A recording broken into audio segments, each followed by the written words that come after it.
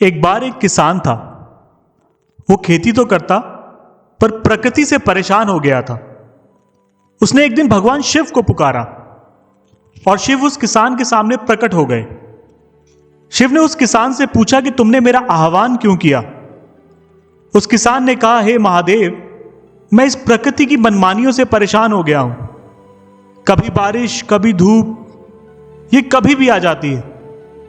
हे शिव, आप किसान नहीं हैं, आप एक सन्यासी हैं। आपको किसानों की समस्या का अनुमान नहीं है।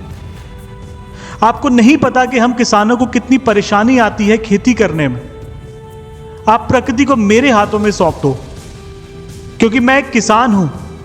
मुझे यह भली भांति पता है कि कब क्या होना चाहिए, प्रकृति से कैसे काम लेना है, मैं भली भांति जानता हूं। और शिव ने कहा, ठीक है, जैसी तुम्हारी इच्छा।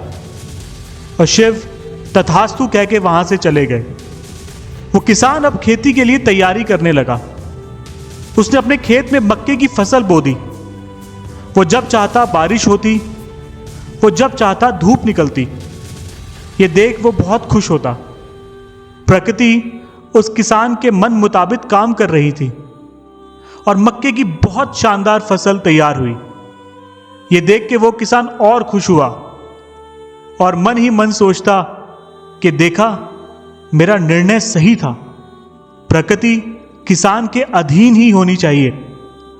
उस किसान की फसल बड़ी हो गई, परंतु कोई पक्षी उस फसल को खाने नहीं आ रहा था।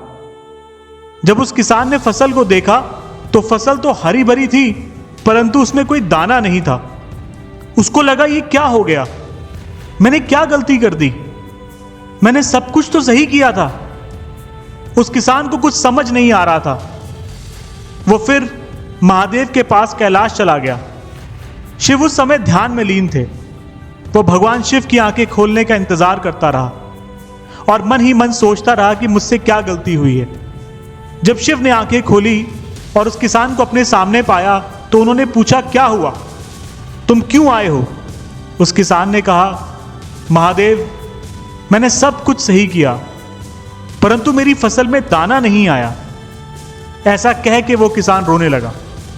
तब शिव ने कहा, बारिश अच्छी हुई, धूप अच्छी खिली, परंतु तुमने हवाओं को चलने से रोक दिया था। पहले तेज हवा चलती थी, उस तेज हवा के कारण पौधे डरते थे और खुद को जीवित रखने के लिए वो अपनी जड़ों को मिट्टी में और गहराइयों तक ले जाते और इसलिए दाना भी बनता था। अब तुम्हारे पास मक्के की शानदार फसल तो है, परंतु उसमें दाना नहीं है। दोस्तों, हमारे जीवन में जब कठिन परिस्थितियां आती हैं, तभी हमारा विकास हो पाता है।